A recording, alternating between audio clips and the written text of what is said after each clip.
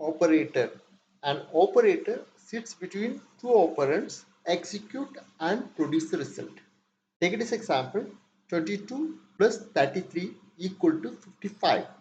In this one, plus is the operator. 22 and 33, we can call this as a operands. So, an operator sits between two operands, execute and produce a result.